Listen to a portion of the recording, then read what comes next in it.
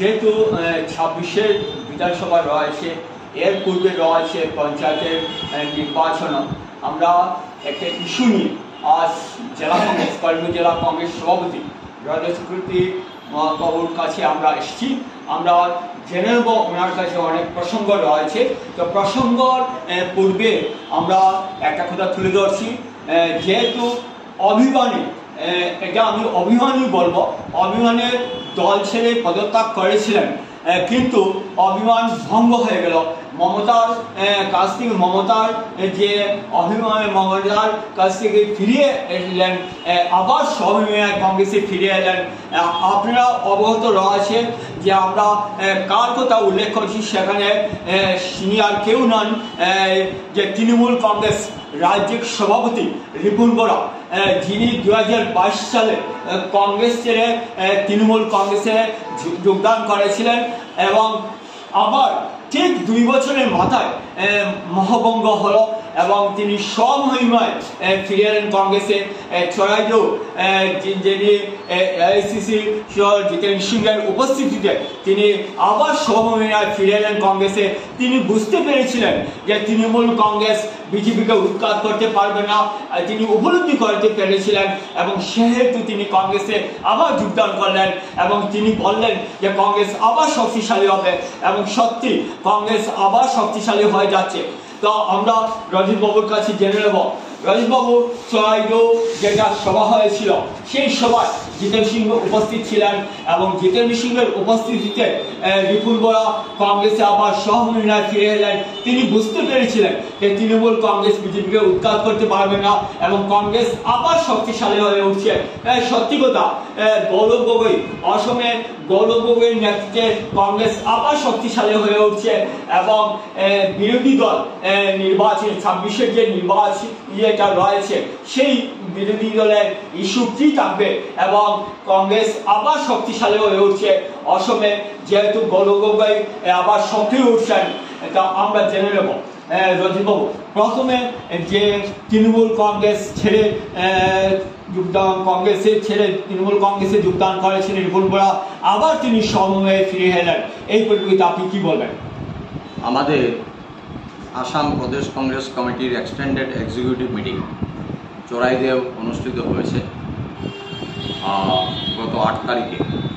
আমি সেই এক্সটেন্ডেড মিটিংয়ে উপস্থিত হয়ে যোগদান করে কিছু সময় পূর্বে করিমগঞ্জ এসেছি। তো সেখানে বর্তমান যে আসামের রাজনৈতিক পরিস্থিতি, সেই পরিস্থিতিকে কেন্দ্র করে নিখিল ভারত কংগ্রেস কমিটির তত্ত্বাবধায়ক আসামের দায়িত্বে থাকা সর্বভারতীয় সাধারণ সম্পাদক জিতেন্দ্র সিংজি উপস্থিত ছিলেন, পৃথ্বীরাজ সাকেজি উপস্থিত ছিলেন, জিতেন্দ্র বাঘেলজি উপস্থিত ছিলেন এবং আরেকজন সেক্রেটারি উপস্থিত ছিলেন। তাদের উপস্থিতিতে সেদিন আমাদের প্রাক্তন রাজ্যিক সভাপতি এবং 2 বারের রাজ্যসভার সদস্য রিপুন বোরা মহাশয় সাংবাদিক সম্মেলনে জিতেন্দ্র সিংয়ের উপস্থিতিতে উনি কংগ্রেসে যোগদান করেছেন। ওনার কংগ্রেস ছাড়া বা কংগ্রেসে যোগদান নিয়ে আমি কোনো বক্তব্য রাখতে চাই না, কারণ আমি এটাই বলবো যে ঘরের ছেলে আবার ঘরে ফিরে এসেছে এবং এই মুহূর্তে এক কথায় যদি আমি বলি,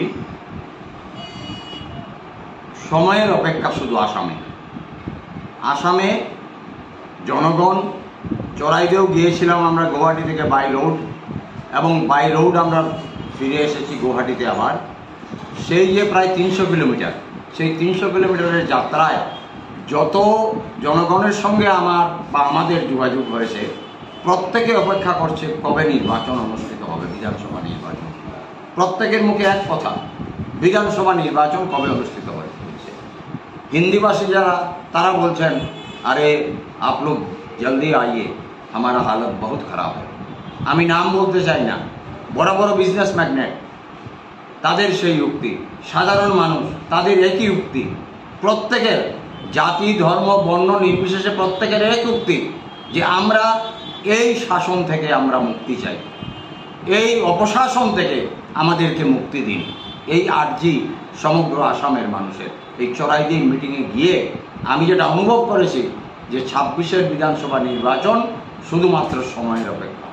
এবং তার সঙ্গে আরেকটা কথা অবশ্যই বলতে হয়, কাউকে ছোটো করে কাউকে বড় করে নয়, কংগ্রেসের যৌথ নেতৃত্বে কংগ্রেসের যারা নেতৃস্থানীয় ব্যক্তিত্ব রয়েছেন আসামের মধ্যে, আমাদের এমপি যারা রয়েছেন, বিশেষ করে গৌরব গগৈজি, ওনার যে ভূমিকা এবং ওনার যে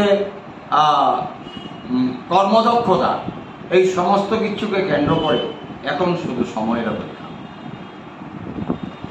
26-এ যে বিধানসভা নির্বাচন রয়েছে, আপনাদের দিদি আপনার নির্বাচন ইস্যু কী থাকবে বলে আপনি মনে করেন?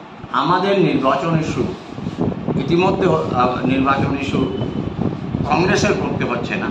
আপনারা দেখতে পাচ্ছেন যে বর্তমান শাসন ক্ষমতায় যে দল রয়েছেন এবং দল থেকে বড় কথা যে ব্যক্তি রয়েছেন, যে ব্যক্তির নেতৃত্বে আসাম রাজ্যে শাসন চলছে, সেই ব্যক্তির যে দীর্ঘদিন থেকে কিছুদিন থেকে ওনার যে কার্যকলাপ, ওনার বিভিন্ন ব্যাপারে ওনার যে পদক্ষেপ, সেই পদক্ষেপকে কেন্দ্র করে সমগ্র রাজ্যের মানুষ বীতশ্রদ্ধ হয়ে গেছেন। মানুষ, people just are waiting for the polling date.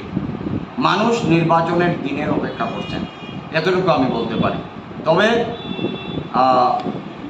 আমরা দেখেছি, আপনারাও দেখেছেন, সবাই দেখেছেন যে গণতন্ত্র, সমাজবাদ, ধর্মনিরপেক্ষতায় এই 3 মন্ত্রকে কেন্দ্র করে ভারতবর্ষ, স্বাধীন ভারতবর্ষে যেটা গঠিত হয়েছে, এই ভারতবর্ষে 2021 থেকে এখন পর্যন্ত যে সরকার অধীন রয়েছে ভারতবর্ষে, এই ধরনের নেতৃত্ব এর আগে আর কোনোদিন আসে। এই ধরনের অপশাসন আসাম রাজ্যের মানুষ আর কোনোদিন দেখেন। তাই মানুষ এখন বীতশ্রদ্ধ, মানুষ অপেক্ষা করছে কবে নির্বাচন হবে, কবে তারা ভোটদানের প্রক্রিয়ার মাধ্যমে এই সরকারকে অপসারিত করে একটা সুস্থ সুন্দর সরকার আসামে গঠন করবে। আপনার কাছে একটা অন্তিম প্রশ্ন, যেহেতু একটা গুঞ্জন হচ্ছে যে প্রদেশ কংগ্রেস সভাপতি ভূপেন বরা এই মুহূর্তে অব্যাহতি দলের সভাপতি বলেন, আপনি কি একমত? আমি আপনাকে এই ব্যাপারে একটা কথা বলতে চাই। আমাদের এই এক্সটেন্ডেড এক্সিকিউটিভ মিটিং, ইট ওয়াজ এ এক্সক্লুসিভলি অর্গানাইজেশনাল মিটিং, এবং সেই মিটিংয়ে যখন আমাদের মূল সভা যখন শুরু হয়েছে তখন সেখানে কেউ ছিল না। সেখানে only the executive members were there, PCC office bearers, APCC members, district Congress presidents and the dignitaries. এবং সেই মিটিংয়ে this meeting was initiated by our All India General Secretary in charge Assam, Jitendra Singh ji. Jitendra Singh ji অত্যন্ত পরিষ্কার ভাষায় একটা আভাস দিয়েছেন সেই মিটিংয়ে যে কংগ্রেস 140 বছরের সম্পূর্ণ যৌবন নিয়ে এখন পর্যন্ত ভারতবর্ষের বুকে দাঁড়িয়ে আছে এবং মানুষ কংগ্রেস থেকেই প্রত্যাশা করে। তাই সেই কংগ্রেসকে নিয়ে যদি তিনি যত বড় নেতাই হন না কেন, যদি কংগ্রেসকে নিয়ে কোনো ধরনের অপপ্রচার বা কংগ্রেসের ডিফেম হবে এই ধরনের কোনো মন্তব্য যদি সংবাদ মাধ্যমে দেন, তাহলে তিনি যত বড় নেতা হন আর যত ছোট নেতা হন তার বিরুদ্ধে কিন্তু নিখিল ভারত কংগ্রেস কমিটি তার অ্যাকশন নেবে। 1 নম্বর। 2 নম্বর কথা হচ্ছে যে সেখানে দলীয় শৃঙ্খলা নিয়ে পরিষ্কার ভাষায় বলেছেন যে আমাদের দলের একটা সিস্টেম রয়েছে। 140 বছরের ভারতীয় জাতীয় কংগ্রেসের দল সর্ববৃহৎ পৃথিবীর মধ্যে একটা গণতান্ত্রিক দল এবং তার সম্পূর্ণ যৌবন নিয়ে এখন পর্যন্ত দাঁড়িয়ে আছে। তাই এই ভারতীয় জাতীয় কংগ্রেসের যে ধারা, যে শৃঙ্খলাবোধ, সেটা যাতে নষ্ট না হয় এই ধরনের একটা মেসেজ দিয়েছেন। আর বাকি কথাগুলো হচ্ছে যে আপনি বলেছেন যে নির্বাচনে আমাদের ইস্যু কী হবে। ইস্যু প্রচুর আমাদের সামনে আছে। মানুষ মুক্তি যাচ্ছে। মুক্তির অর্থ হলো গিয়ে যে বর্তমান মুখ্যমন্ত্রী আপনি দেখছেন যে এই ভারতবর্ষে কিছুদিন আগে উনি বলেছেন, বিধানসভায় দেখেছেন, নাটক দেখেছেন আপনারা, যে মুখ্যমন্ত্রী বলছেন দাঁড়িয়ে স্পিকারকে সম্বোধন করে, পুজো নির্মাণও কিয় নামনিত যাব, পুজো নির্মাণও কিয় নামনিত যাব। উনার পেছন থেকে আরেকজন উনার মন্ত্রিসভার মন্ত্রী পীযূষ হাজারিকা উনার সঙ্গে আওয়াজ মিলিয়ে বলছেন কিয় যাব, কিয় যাব। মানে it was a kind of challenge to a particular community. Congress never believes on this kind of threat. আজকে জাতিতে জাতিতে, ধর্মে ধর্মে, ভাষায় ভাষায় বিভিন্নভাবে আজকে থ্রেট দেওয়ার চেষ্টা করা হচ্ছে। তো আমি জানি গৌরব গগৈজি পরিষ্কার ভাষায় বলেছেন যে হতাশা থেকে, এটা আর কিছু নয়, হতাশার বহিঃপ্রকাশ হচ্ছে মুখ্যমন্ত্রী থেকে। মুখ্যমন্ত্রী হতাশ হয়ে গিয়েছেন। মুখ্যমন্ত্রী এটা পরিষ্কারভাবে বুঝতে পেরেছেন যে আগামীতে এই আসাম রাজ্যের মানুষ আর ওনাদের পেছনে দাঁড়ানো কোনো প্রশ্নই উঠে না। জেলা কংগ্রেস সভাপতি রজিত কুমার মাহবুব আমরা কিছু উল্লেখ করলেন যে সময়ের অপেক্ষা, মানুষ মুক্তি চাচ্ছে।